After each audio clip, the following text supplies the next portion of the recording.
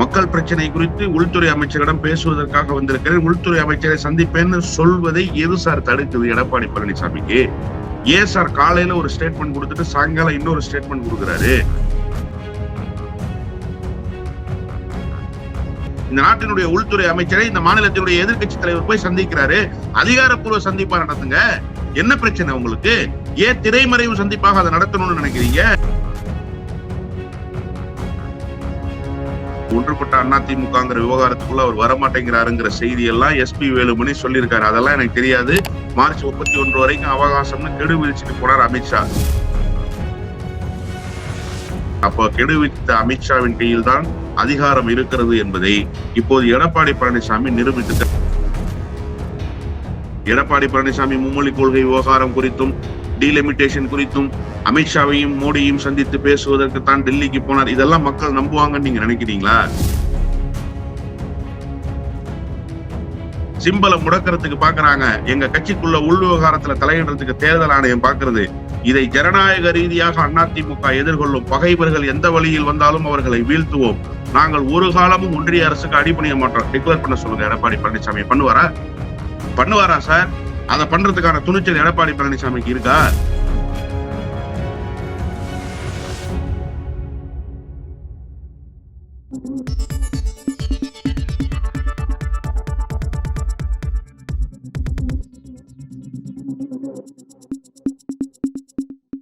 வணக்கம். இன்றைக்கு நம்முடன் அரசியல் பேசுவதற்காக திராவிட இயக்க சிந்தனையாளர் திரு வல்லம் பஷீர் அவர்கள் இணைந்திருக்கிறார். சார் வணக்கம். வணக்கம். நேற்றுக்கு இரவுல இருந்து ஒரு முக்கியமான ஒரு செய்தி, தமிழ்நாட்டினுடைய ஒரு முக்கியமான தலைப்பு செய்தியில் இடம்பெறக்கூடிய ஒரு முக்கியமான நிகழ்வு பார்த்தோம். அதிமுக பாஜக கூட்டணி திரும்ப மலர்கிறதா அப்படிங்கிற மாதிரி டிஸ்கஷன் போக ஆரம்பிச்சிருச்சு. அமித்ஷாவும் இபிஎஸும் சந்திப்புக்கு பிறகு இந்த செய்தி மாறி இருக்கு. சந்திப்பு எல்லாம் முடிஞ்சிருச்சு. இபிஎஸ் அவர்கள் சொல்லியிருக்காரு, முழுக்க மக்கள் சார்ந்த பிரச்சனைக்காக தான் நாங்க சந்திச்சோம், வேற எந்த விதமான கணக்கும் கிடையாதுன்னு சொல்லியிருக்கிறாரு. எப்படி பாக்குறீங்க? முதலமைச்சராக இருந்த காலத்திலேயே ஒன்றிய அரசை மக்கள் சார்ந்த பிரச்சனைக்காக அணுக முடியாத தலைவராகத்தான் எடப்பாடி பழனிசாமி வெளிப்பட்டிருந்தார். ஏறக்குறைய 4 ஆண்டுகளை கடந்த ஆட்சி. அந்த அம்மையார் 9 மாத காலம்தான் முழுமையாக ஆட்சி அதிகாரத்தை கொண்டு செலுத்த முடிந்தது அதிகாரப்பூர்வமாக. 8 மாதம் தான், 9 மாதம் கூட இல்லை. ஏனைய காலங்களில் சொற்பமாக ஓ பன்னீர்செல்வம், அதன் பிறகு எடப்பாடி பழனிசாமி. அப்ப 4 ஆண்டுகளுக்கு மேல ஆட்சி. 4 ஆண்டுகளுக்கு மேல ஆட்சி நடந்த போது ஒன்றிய அரசு எவ்வளவோ நெருக்கடிகளை கொடுத்தது. நெருக்கடிகள் என்று சொன்னால் கொஞ்ச நெஞ்ச நெருக்கடிகள் எல்லாம் இல்ல. இப்போயாவது பேரிடர் காலங்கள் என்பது ரொம்ப குறைவாயிடுச்சு இந்த 4 ஆண்டு கால திராவிட முன்னேற்ற கழக ஆட்சியில. ஆனா அப்ப வருடத்துக்கு 2 பேரிடர்கள் இருந்தது. ஒரு முறை ஒரு பக்கம் புயல் காற்று, இன்னொரு பக்கம் மழை வெள்ளம். இப்படி 8 முறை குறைந்தபட்சம் எடப்பாடி பழனிசாமி முதலமைச்சராக இருந்தபோது பேரிடர்கள் தமிழ்நாட்டை தாக்கிய போது எடப்பாடி பழனிசாமியால் பேரிடர் நிதியை முழுமையாக பெற்று நிவாரண பணிகளில் ஈடுபட முடியல. ஒரு இணக்கமான போக்குதான்.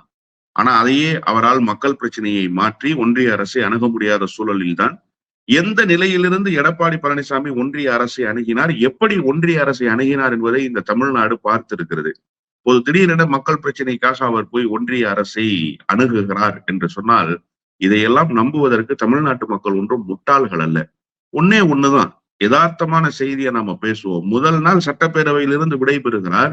சட்டப்பேரவை உறுப்பினர்களுக்கே தெரியாது இவர் டெல்லி புறப்பட போகிறார் என்று. ஏன் எடப்பாடி பழனிசாமிக்கே தெரியாது டெல்லி புறப்பட போகிறார் என்று. சட்டப்பேரவை நடைபெற்றுக் கொண்டிருக்கிறது. அதிமுகவினுடைய அலுவலகம் திறக்கப்பட்டது எப்போது? ஏன் இத்தனை நாட்களாக அந்த அலுவலகத்தை பார்வையிட வேண்டும் என்று அவர் செல்லவில்லை? திடீரென செல்ல வேண்டிய கட்டாயம் எதற்காக திராவிட முன்னேற்ற கழகம் ஒரு பெரிய அலுவலகத்தை கட்டி எழுப்பி இருக்கிறார்கள் டெல்லியில. மிகப்பெரிய அளவில் அதனுடைய திறப்பு விழாவை நடத்தினார்கள். பிரம்மாண்டமான ஏற்பாடுகள். ஏறக்குறைய 2 நாள் நிகழ்ச்சியாக நடைபெற்றது. இப்ப அதிமுக திமுகவை விட பெரிய கட்டமைப்பு கொண்டிருந்த கட்சியாகத்தானே சார் இருந்துச்சு. திமுகவுக்கே இன்னும் முழுமையாக 39 நாடாளுமன்ற உறுப்பினர்கள் கிடைக்கல சார். ஆனா அதிமுகவுக்கு 39 நாடாளுமன்ற உறுப்பினர்கள் கிடைச்சிருந்தாங்க சார். அவ்வளவு பெரிய வெற்றியை ஈட்டி தந்த இயக்கம் சார் அந்த இயக்கம். அந்த இயக்கத்துக்கு டெல்லியில ஒரு அலுவலகம் திறப்பது என்பது ஒரு வரலாற்றில் பொன்னெழுத்துக்களால் பொறிக்கப்பட வேண்டிய சம்பவம். அதை நீங்க பெரிய விழாவா நடத்தலாம். அதெல்லாம் உங்க கட்சி விவகாரம். அது குறித்தெல்லாம் நான் பேச தயாரா இல்லை. திடீரென சட்டப்பேரவை நடக்கிற போது புறப்பட வேண்டிய அவசியம் என்ன? அன்னைக்கு காலையில 7 மணிக்கு தான் அவருக்கே தகவல் சொல்லப்படுது. உடனடியாக புறப்படுகிறார். பின்னாலேயே வேலுமணியும் புறப்பட்டு செல்கிறார். விமான நிலைய வாயில்ல பத்திரிகையாளர்கள் சந்திக்கிறாங்க. பத்திரிகையாளர்கள் கேட்கிறாங்க, என்ன சார் நீங்க அமித்ஷாவையும் மோடியும் சந்திப்பதற்காக வந்திருக்காங்க? அப்படியெல்லாம் ஒன்றும் இல்லையே, நான் அலுவலகம் திறந்திருக்கிறாங்க, அலுவலகத்தை பார்வையிடுறதுக்காக வந்திருக்கேன். ஏன் அன்றைக்கே சொல்ல வேண்டியது தானே? மக்கள் பிரச்சனைக்காகத்தான் நான் சந்திப்பதற்கு வந்திருக்கிறேன். மக்கள் பிரச்சனை குறித்து உள்துறை அமைச்சரிடம் பேசுவதற்காக வந்திருக்கிறேன். உள்துறை அமைச்சரை சந்திப்பேன்னு சொல்வதை எது சார் தடுக்குது எடப்பாடி பழனிசாமிக்கு? ஏன் சார் காலையில ஒரு ஸ்டேட்மெண்ட் கொடுத்துட்டு சாயங்காலம் இன்னொரு ஸ்டேட்மெண்ட் கொடுக்குறாரு? எதற்காக சார் ஒரு நாளுக்குள்ளேயே இப்படி மாறுபட்ட நிலைப்பாடுகளை எடுக்கிறாரு? அப்போ திட்டமிட்டு அவருக்கு அழைப்பு ஒன்றிய அரசிடமிருந்து வந்திருக்கிறது. அது அழுத்தமாக வந்ததா, அழைப்பாக வந்ததா என்பதெல்லாம் எடப்பாடி பழனிசாமிக்குத்தான் தெரியும். ஆனா ஒரு விஷயம் மட்டும் உறுதி, அமித்ஷா ஜக்கி வாசுதேவ் நடத்திய ஈசா யோகா மையத்தினுடைய அந்த இரவு நிகழ்ச்சிகளுக்கு வந்தார். வந்தப்பவே வேலுமணி கிட்ட என்ன கெடு விதிச்சுட்டு போனாரு? மார்ச் 31ஆம் தேதி வரைக்கும் உங்களுக்கு அவகாசம் இருக்கு, நல்ல முடிவா எடுத்து சொல்லுங்கன்னு சொல்லிட்டு போனதாக அன்றைக்கே ஊடகங்களில் செய்திகள் வெளியாயின. நாங்க பேசிடுறோம், அண்ணங்கிட்ட பேசிட்டு சொல்லிடுறோம், எடப்பாடி தான் கொஞ்சம் பிடிவாதமா இருக்கிறாரு, அவர் சில விஷயங்கள் எல்லாம் ஒத்துக்க மாட்டேன்றாரு, ஒன்றுபட்ட அதிமுகங்கிற விவகாரத்துக்குள்ள அவர் வரமாட்டேங்கிறாருங்கிற செய்தி எல்லாம் எஸ்பி வேலுமணி சொல்லியிருக்காரு. அதெல்லாம் எனக்கு தெரியாது. மார்ச் 31 வரைக்கும் அவகாசம்னு கெடு விதிச்சுட்டு போனார் அமித்ஷா. மார்ச் 31 வருவதற்கு முன்பாக இப்போது சந்தித்து பேசியிருக்கிறார்கள். அப்போ கெடு விதித்த அமித்ஷாவின் கையில் தான் அதிகாரம் இருக்கிறது என்பதை இப்போது எடப்பாடி பழனிசாமி நிரூபித்திருக்கிறார். இப்ப எடப்பாடி பழனிசாமி என்ன செய்ய போறாரு? ஒண்ணும் இல்லை சார். 2 நாளைக்கு முன்னாடி சென்னை தலைநகர் சென்னையில எழும்பூர்ல இப்தார் நிகழ்ச்சியில பேசுறாரு சிறுபான்மை மக்களுக்கு இடையில. சிறுபான்மை மக்களுக்கு அதிமுக எப்போதும் அரணாக இருக்கும். எங்களுடைய தலைவர் புரட்சி தலைவர் எம்ஜிஆர், புரட்சி தலைவி அம்மா வழியில் இஸ்லாமியர்களுக்கு நாங்கள் அரணாக இருப்போம்னு சொல்லி பேசியதனுடைய ஈரம் கூட இன்னும் காயல. அந்த செய்திகள் பத்திரிகைகளை வந்துச்சுல்ல, அந்த மையினுடைய ஈரம் கூட இன்னும் காயல. அதற்கு முன்பாக பாஜகவினுடைய வாயிலில் போய் மண்டியிட்டு கிடக்கிறார் எடப்பாடி பழனிசாமி. எடப்பாடி பழனிசாமி எப்படி நம்ப தகுந்த? இல்ல, இஸ்லாமியர்களுக்கு ஆதரவா இப்தார் நண்பர்களை பேசிட்டு அமித்ஷா சந்திக்க கூடாதுன்னு எதுவும் கிடையாது இல்ல. அமித்ஷா கிட்ட ஒரு அரசியல் தலைவர், இவரு ஒரு அரசியல் தலைவர், 2 பேரும் பேசிக்கலாம். கூட்டணி அப்படின்னு நீங்க இஸ்லாமியர்களுக்கு துரோகம் பண்ற நடவடிக்கை எதுவும் இபிஎஸ் செய்யல. ஏன் அந்த மாதிரி குற்றச்சாட்டு முன்வைக்கணும்? நான் இப்போ நெடிய செய்திகள் எல்லாம் சொன்னேன். இந்த முரண்பாடுகள் எல்லாம் கூட்டணியின் பொருட்டு வந்திருக்கிற முரண்பாடுகள். எடப்பாடி பழனிசாமி விமான நிலையத்துல இறங்கி பத்திரிகையாளர்கள் கேட்டாங்கல்ல, சார் நான் மக்கள் பிரச்சனைக்காக ஒன்றிய அரசை சந்தித்து பேசுவதற்காக ஒரு எதிர்கட்சி தலைவர் என்கிற நிலையிலிருந்து வந்திருக்கிறேன். அவர் ஷேடோ கவர்மெண்ட் ரன் பண்ணுற வல்லமை படைத்திருப்பவர் sir. Opposition party leader of Tamil Nadu assembly. முதலமைச்சருக்கு இருக்கிற அதிகாரம் அவருக்கு இருக்கு, இல்லைன்னா நான் மறுக்க முடியாது. அரசியலமைப்பு சாசன சட்டம் அதைத்தான் சொல்லியிருக்கு. நீங்க லீடு எடுங்க, லீடு எடுத்து நீங்க நடத்துங்க, படை நடத்துங்க எடப்பாடி பழனிசாமி. அதைத்தான் தமிழ்நாடு விரும்புகிறது. ஆக்கப்பூர்வமான எதிர்கட்சி என்பதை நீங்கள் நிரூபியுங்கள். அதுதான் தமிழ்நாடு உங்களிடத்துல எதிர்பார்க்கிறது. பத்திரிகையாளர்கிட்ட காலையிலேயே சொல்லிட வேண்டியதானே, அமித்ஷாவை சந்திக்க போறாங்க, தமிழ்நாட்டினுடைய பிரச்சனைகள் சிலவற்று குறித்து பேச போறேன், மும்மொழி கொள்கை விவகாரத்துல தமிழ்நாடு நிலைப்பாடு எடுத்ததற்கு பிறகு நீண்ட நெடிய காலமாக தமிழ்நாட்டினுடைய கொள்கை முடிவுகள் வகுக்கப்பட்டு செயல்படுத்தப்படுகிறது. இந்த சூழலில் இப்போது திடீரென எங்கள் தலையில் கொண்டு மும்மொழியை கட்ட நினைக்கிறார்கள். அது குறித்து நான் ஒரு சுமூகமான பேச்சுவார்த்தை நடத்த வந்தேன். நீங்க அதிகாரமா கூட பேச வேண்டாம் சார். உங்களுக்கே உண்டான பாணியில் தயவாக பேசி விடலாமே, சொல்லிடலாமே. ஏன் நீங்க அதை சொல்லல? அப்போ குத்தமுள்ள மனசுதான் குறுகுறுக்குன்னு சொல்லுவாங்க. அந்த மாதிரி உங்களுக்கு உள்ளுக்குள்ள ஒரு அஜெண்டா இருந்திருக்கு, இன்னர் அஜெண்டா இருந்திருக்கு. அதனாலதான் நீங்க தமிழ்நாட்டு பிரச்சனை பற்றி, தமிழக மக்கள் பிரச்சனை பற்றி தான் பேசணும்னு சொன்னாரு. அப்ப அந்த மும்மொழி சார்ந்த விஷயம் பேசியிருப்பாருல்ல, அதெல்லாம் பேசாம சொல்ல முடியாது. இன்னுமா சார் இந்த தமிழ்நாடு அப்படியெல்லாம் நம்புது? எடப்பாடி பழனிசாமி மும்மொழி கொள்கை விவகாரம் குறித்தும் டீலிமிட்டேஷன் குறித்தும் அமித்ஷாவையும் மோடியையும் சந்தித்து பேசுவதற்கு தான் டெல்லிக்கு போனார். இதெல்லாம் மக்கள் நம்புவாங்கன்னு நீங்க நினைக்கிறீங்களா? எடப்பாடி பழனிசாமியே அதை உளறிட்டாரு சார். நான் அலுவலகத்தில் இருக்கிறத பாக்கிறதுக்கு தான் வந்திருக்கிறேன்னு சொன்னார் இல்லையா? அந்த பச்சை பொய்யின் மூலமாவே அம்பலப்பட்டு போயிட்டார் எடப்பாடி பழனிசாமி. நான் தான் சொல்றேன்ல, இவ்வளவு செய்திகளை சொல்றேன். நீங்க முதல்ல கேட்ட கேள்விக்கு நான் பதில் சொல்லிடுறேன். சிறுபான்மை மக்களுக்கு மத்தியில் பேசிவிட்டு நாளைக்கு போய் அமித்ஷாவை சந்திச்சா அது எப்படி ஒரு சரியான அணுகுமுறை இல்லைன்னு நீங்க சொல்றீங்க? அமித்ஷாவை அரசியல் ரீதியா தாராளமா சந்திக்கலாம். அவர் இந்த நாட்டினுடைய உள்துறை அமைச்சர். இந்த அரசு வேண்டாம் என்று சொல்கிற எனக்கும் அவர்தான் உள்துறை அமைச்சர். இந்த அரசு நிரந்தரமாக இருக்க வேண்டும் என்று நேற்றைக்கு பேசி இருக்கிற பன்னீர்செல்வத்துக்கும் அவர்தான் உள்துறையினுடைய அமைச்சர். அதுல ஒண்ணும் மாறுபட்ட கருத்து இல்லை. ஆனா என்ன நிலைப்பாட்டோடு நீங்க போய் சந்திக்கிறீங்க? என்ன காரணத்தை சொல்லிவிட்டு நீங்க போய் சந்திக்கிறீங்க? இந்த பிரச்சனைய நேரடியா பிரஸ்ல அட்ரஸ் பண்ணிட்டு போறதுல என்ன சார் பிரச்சனை இருக்கு? ஏன் சார் பிரஸ்ல அவர் அட்ரஸ் பண்ணலாத? அட்ரஸ் பண்ணாம ஏன் சார் ஓடி ஒளிஞ்சு திரைமறைவுல போய் தலையில் முக்காடு போட்டுக்கொண்டு ராத்திரியில் திருடனை போய் சந்திக்க வேண்டிய அவசியம் என்ன இருக்கு? இந்த நாட்டினுடைய உள்துறை அமைச்சரை இந்த மாநிலத்தினுடைய எதிர்கட்சி தலைவர் போய் சந்திக்கிறாரு. அதிகாரப்பூர்வ சந்திப்பா நடத்துங்க. என்ன பிரச்சனை உங்களுக்கு? ஏன் திரைமறைவு சந்திப்பாக அதை நடத்தணும்னு நினைக்கிறீங்க? டேபிளுக்கு அடியில அண்டர் த டேபிள் டீலிங் மாதிரி பேசணும்னு ஏன் நினைக்கிறீங்க? அப்ப அதுக்குள்ள என்ன சிக்கல் இருக்கு அப்படிங்கறது தானே தமிழ்நாடு உற்று நோக்குது. இன்னொன்னு நான் கேட்கிறேன் சார், அசம்பிளி நடந்துகிட்டு இருக்கும் போது இப்ப பார்க்க வேண்டிய அவசியம் என்ன சார் இருக்கு? அசம்பிளி நடந்து இன்னும் முடியல, நேற்றைக்கு அசம்பிளி தானே, ஏன் அசம்பிளியை விட்டுட்டு போறாரு? தமிழ்நாடு அசம்பிளி நடந்துட்டு இருக்கு. எதிர்கட்சி தலைவரோட ரோல் முக்கியமான ரோல். அவர் அங்க இல்லாம டெல்லிக்கு அவசர அவசரமா போறாரு, திடீர்னு ஒரு அழைப்புல போறாரு அப்படிங்கிறீங்க. ரெண்டாவது பிரஸ் மீட்ல வந்து சரியான தகவலை கொடுக்க மறுத்துறாரு அப்படிங்கிறீங்க. இவ்வளவு விஷயத்தையும் செஞ்சு எதற்காக இந்த சந்திப்பு செய்யணும்? அவரு அந்த அளவுக்கு நெருக்கடி அவருக்கு என்ன உருவாயிருக்கு? கரெக்ட், அருமையான பாயிண்ட். இப்ப அதான் நல்ல கேள்விக்கு நீங்க வந்து இப்பதான் கரெக்டா நின்றுருக்கீங்க. எடப்பாடி பழனிசாமிக்கு ஏற்கனவே கெடு விதிக்கப்பட்ட செய்தியை நான் சொன்னேன். SP வேலுமணியின் மூலமாக ஈசா யோகா மையத்துக்கு அந்த இரவு நிகழ்ச்சிக்கு வந்த போது மார்ச் 31 வரைக்கும் அவகாசம்னு சொல்லிட்டாங்க. எதற்காக இந்த நெருக்கடினா, 2 நெருக்கடி. அமலாக்கத்துறையினுடைய கண்காணிப்புல எடப்பாடி பழனிசாமியினுடைய சம்பந்தி இருக்கிறார். இந்த செய்தி பத்திரிகையாளர்கள் பரவலாக எல்லா ஊடகங்களிலும் பேசக்கூடிய செய்தியாக இருக்கிறது. மேல் மட்டத்தில் இப்படி ஒரு செய்தி நிலவி கொண்டிருக்கிறது. 1. 2வது, என்னதான் CV சண்முகம் இந்த வழக்குல தேர்தல் ஆணையம் தலையிட முடியாது, தேர்தல் ஆணையத்தினுடைய நிலைப்பாடு எங்களுக்கு முக்கியம் இல்ல, ஜெனரல் பாடி தான் டிசிஷன் அத்தாரிட்டி, ஜெனரல் பாடியில நாங்க டிக்ளேர் பண்ணிட்டோம் ஜெனரல் செக்ரட்டரிய, அதனால எங்களுக்கு இந்த வழக்கு வந்து பிரச்சனை இல்லைன்னு சொன்னாலுமே கூட தேர்தல் ஆணையத்தினுடைய கையில் இப்போது சிம்பல் சம்பந்தப்பட்ட பிரச்சனை தொங்கி கொண்டிருக்கிறது. அதுல என்ன பிரச்சனை?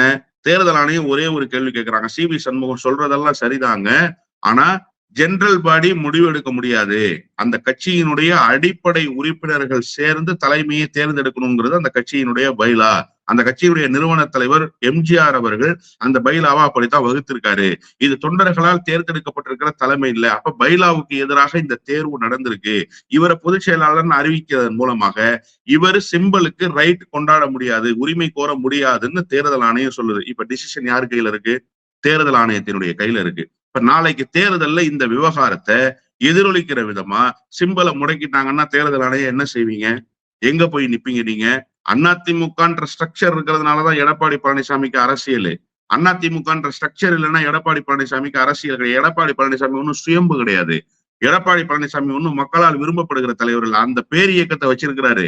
அந்த பேர் இயக்கத்தை கட்டை காத்த ஜெயலலிதாவினுடைய சின்னம், MGRினுடைய சின்னம், அந்த சின்னம் போய் சேர்ந்துருச்சு, அந்த கட்சி போய் மக்களிடத்துல போய் சேர்ந்துருச்சு, அந்த கொடி போய் சேர்ந்துருச்சு, அந்த கட்டமைப்பை வச்சுக்கிறாரு. எதை நம்பி தேர்தலில் நிப்பாரு?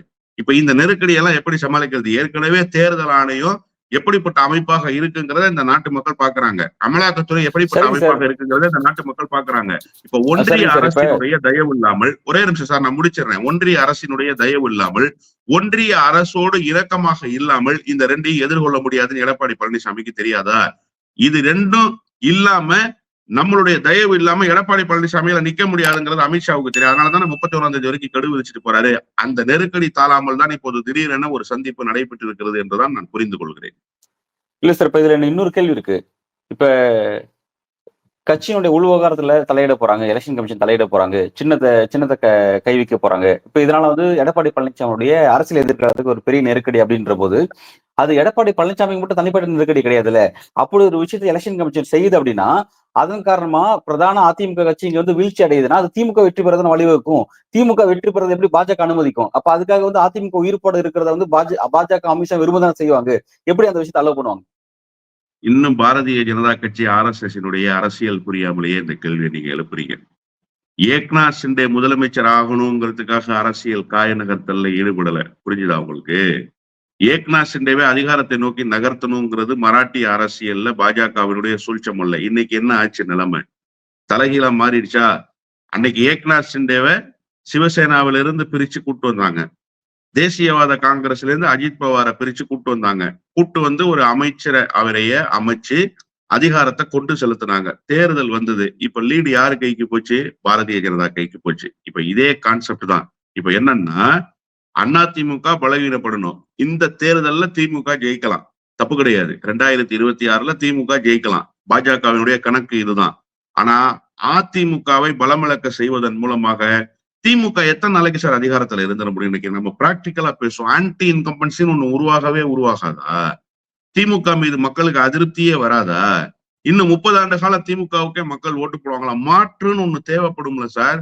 அந்த மாற்றாக வந்து நிற்க வேண்டியவர்கள் யாராக இருக்க போகிறாருங்கிறத பாஜக அதிமுகவை ஒழித்து கட்டுவதன் மூலமாக முடிவு செய்து. இதுதான் அரசியல். ஒரே கல்லுல 2 மாங்காய். இதுல என்னன்னா, பாஜக ஒரு நெருக்கடியை கொடுத்து அதிகமான சீட்டுகளை பேரத்தின் மூலமாக பெறுவது. 140, 150 சீட்டுக்குள்ளேயே எடப்பாடி பழனிசாமியை முடக்கிறதன் மூலமாக மீதி இருக்கக்கூடிய ஏறக்குறைய 80 இடங்கள் பாரதிய ஜனதா கையில இருக்கும். பாரதிய ஜனதா சில கூட்டணிகளை கையில வச்சிருக்கிறாங்க. அவங்களுக்கெல்லாம் சீட்டு கொடுத்ததன் போக குறைஞ்சபட்சம் 50 தொகுதியில போட்டியிடுவாங்க. வெற்றி வாய்ப்பு அதெல்லாம் வேற.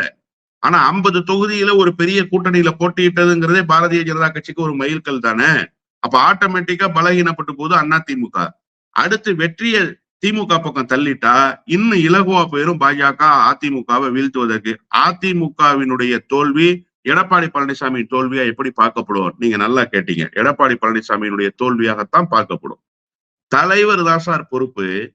இந்த திமுக காரங்கள்லாம் சேர்ந்து இந்த கூட்டணியை கட்டுக்கோப்பா வச்சிருந்து கீழ்நிலையிலிருந்து மேல்நிலை வரைக்கும் வெற்றியை சாத்தியப்படுத்தினாங்கன்னு யாரும் பேச மாட்டாங்க. முதலமைச்சராக இருக்கிற அண்ணன் ஸ்டாலின் இதை நடத்தி காட்டினார் என்பதுதான் அரசியல் வரலாற்றில் எழுதப்படும். ஏன்னா தலைவர் தான் லீடு எடுக்கிறாரு, தலைவர் தான் உத்தரவு போடுறாரு, தலைவர் தான் வழி நடத்துறாரு. அப்ப அந்த புகழும் தலைவருக்கு தான் வந்து சேரும். அதன் மூலமாக பின்னடைவு ஏற்பட்டால் அதையும் தலைவர் தான் தூக்கி சுமக்கணும். இப்ப எடப்பாடி பழனிசாமி, நான் ஒண்ணு கேட்கிறேன், இப்படி எல்லாம் ஒரு சூழல் இருக்குல்ல, எடப்பாடி பழனிசாமி தெம்ப அறிவிக்கட்டுமே. தமிழ்நாட்டினுடைய முதலமைச்சர் சேலஞ்ச் பண்ணார்ல சார், திராணியோடு சேலஞ்ச் பண்ணார்ல, நீ எங்களுடைய கல்விக்கான நிதியை கொடுக்க மாட்டேன்னு சொல்ற வரிகொடா இயக்கம் நடத்துகிற சூழல் எங்களுக்கு வந்துரும்னு சொன்னாரா இல்லையா? ஓப்பன் டிக்ளரேஷன் ஒரு முதலமைச்சர் இந்திய துணை கண்டத்துல கொடுத்தாருல சார், அந்த துணிச்சல் அவருக்கு இருந்துச்சுல சார். சிம்பலை முடக்கிறதுக்கு பாக்குறாங்க, எங்க கட்சிக்குள்ள உள் விவகாரத்துல தலையிடுறதுக்கு தேர்தல் ஆணையம் பாக்குறது. இதை ஜனநாயக ரீதியாக அதிமுக எதிர்கொள்ளும். பகைவர்கள் எந்த வழியில் வந்தாலும் அவர்களை வீழ்த்துவோம். நாங்கள் ஒரு காலமும் ஒன்றிய அரசுக்கு அடிபணிய மாட்டோம். டிக்ளேர் பண்ண சொல்லுங்க எடப்பாடி பழனிசாமி. பண்ணுவாரா சார்? அதை பண்றதுக்கான துணிச்சல் எடப்பாடி பழனிசாமிக்கு இருக்கா? அதைத்தான் மக்கள் பாக்குறாங்க. அப்ப லீடு எடுக்க வேண்டிய எடப்பாடி பழனிசாமி மௌனமா இருக்கிறாரு. லீடு எடுக்க வேண்டிய எடப்பாடி பழனிசாமி பாஜகவுக்கு கால் பிடிக்கிற வேலையை செய்யறாரு. இதைத்தான் மக்கள் பாக்குறாங்க. அப்ப எடப்பாடி பழனிசாமியை தான் நிந்திப்பாங்க. இந்த தோல்வியினுடைய பெருமை எடப்பாடி பழனிசாமிக்கு தான் வந்து சேரும். இப்ப நீங்க சொல்றதை நான் புரிஞ்சுக்கிறேன். இப்ப நீங்க தமிழ்நாடு அரசியல மகாராஷ்டிரா அரசியலோட ஒப்பிட்டு சொன்னீங்க.